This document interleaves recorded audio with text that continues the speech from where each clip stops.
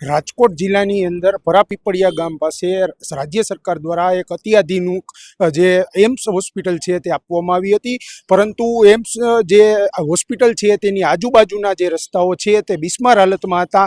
તેને જ લઈને ક્યાંક ને ક્યાંક જે રાજકોટ જિલ્લા પંચાયતના પૂર્વ પ્રમુખ છે નાગદાનભાઈ ચાવડા, તેને મુખ્યમંત્રી સમક્ષ એક આંદોલનની ચીમકી ઉચ્ચારતો જે પત્ર છે તે કર્યો હતો, અને ત્યારબાદ અત્યારે જે નાગદાન ચાવડા છે તે ક્યાંક એક્શન મોડમાં જોવા મળ્યા છે.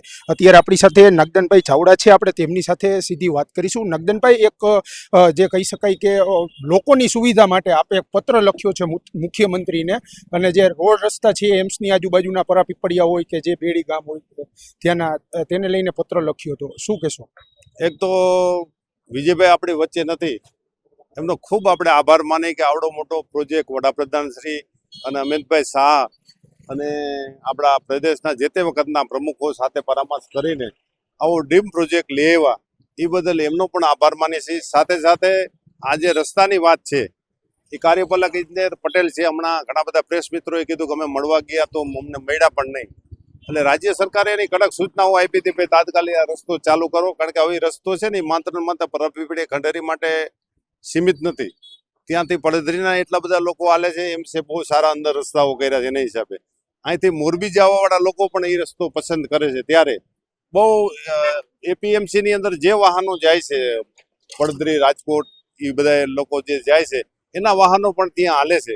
તો વારંવાર સૂચનાઓ આપવા છતાંય એમને ન કર્યું, અને પ્રેસ મીડિયાએ જે અદ્યતન વર્તન કર્યું તો એ ક્યારે સાખી લેવાય નહીં એમ. અને હું તો આંદોલનનો માણસ છું એમ.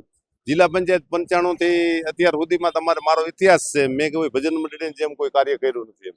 એટલે આવું કાર્ય હું હલાવું પણ નહીં અને ચાલવા ન દઉં. મારી જિલ્લાની આખી ટીમ, જિલ્લા પંચાયત હોય, તાલુકા પંચાયત હોય, એના લોકોને પણ કડક સૂચનાઓ અમે આપી છે કે ભાઈ ગામે ગામ જઈને કોઈ પણ પ્રશ્ન હોય, તમારાથી ન થતો હોય, તમારાથી કંઈ ન માનતા હોય તો આપણે રાજ્ય સરકારને પણ ગમે ત્યાં રજૂઆતો કરશું, અને રાજ્ય સરકાર પણ ફૂલ હકારાત્મક રીતે અત્યારે કામ કરી રહી છે. ત્યારે આવા કોઈ પણ નિર્ભર તંત્રની અંદર માણસો હોય છે એને અમે જાહેરમાં લઈ આવશું. નાગદાનભાઈ, સ્પષ્ટપણે જે રીતે વાત કરીએ અધિકારીની, તો અધિકારી જ્યારે આવી રીતે હોય છે ત્યારે એક સત્તાધારી પક્ષ ભારતીય જનતા પાર્ટી છે, તેની સામે જે ભાજપના આગેવાને અત્યારે બાયો ચડાવી છે રોડ રસ્તાને, છતાં પણ અધિકારીઓ હજી સુધરવાનું નામ નથી લેતા, શું કહેશો? ભાજપની કોઈ બાયો જ નથી. જે લોકો કામ નથી કરતા એ અધિકારીઓ, એની સામે આ બાયો ચડાવેલી છે, અને ક્યારે પણ અમે હાલવા દેશું નહીં. અને આવા કોઈ પણ અધિકારી હશે એને જાહેરમાં લઈ આવી અને લોકોની વચ્ચે લઈ આવશું.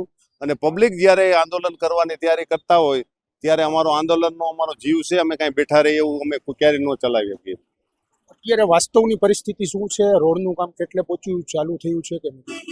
આજે જ સવારે કોન્ટ્રાક્ટરનો ફોન આવ્યો, આ પટેલ જે ચાર્જમાં છે એમનો પણ સતત ફોન આવ્યો, મારે હાઈકોર્ટમાં જવું છે, નકર હું તમારી સમક્ષ એમને પણ લઈ આવવાનો હતો એમ. અને સવારથી કામ શરૂ થઈ ગયું છે, અને એ કામ છે એ હવે રેલવેના જે કોન્ટ્રાક્ટર છે, જે ઓવરબ્રિજ જ્યાં બની રહ્યો છે એમાં ડિઝાઇનમાં ફેર હતો, એ રૂપાલા સાહેબ અને મનસુખભાઈ માંડવિયાને રજૂઆતો કરીને અને મુખ્યમંત્રી અને ડેપ્યુટી સીએમને રજૂઆત કરી, પ્રદેશ પ્રમુખને વાકેફ કર્યા, તાત્કાલિક કામ શરૂ કરવા માટે એમણે આદેશો પણ આપી દીધા, અને ડિઝાઇન પણ ટૂંક સમયની અંદર મંજૂર થઈને આવી જશે. એટલા માટે થઈને હવે આ કામનું જે રોડ છે એનું સમારકામ રેલવેના કોન્ટ્રાક્ટરે કરવાનું રહેશે. જી, સ્પષ્ટપણે આ હતા નાગદાનભાઈ ચાવડા, જેના જણાવ્યા અનુસાર જે રીતે જે રાજકોટ એમ્સ છે તે લોકોની સુખાકારી માટે બનેલી છે, પરંતુ ખરાબ રોડ રસ્તાને લઈને ક્યાંક ને ક્યાંક જે સામાન્ય લોકો છે તેને કનડગત તેમજ જે દુવિધા છે તે ઊભી થઈ હતી. તેને જ લઈને રાજકોટ જિલ્લા પંચાયતના પૂર્વ પ્રમુખ નાગદાનભાઈ ચાવડા છે તે મેદાને આવ્યા હતા.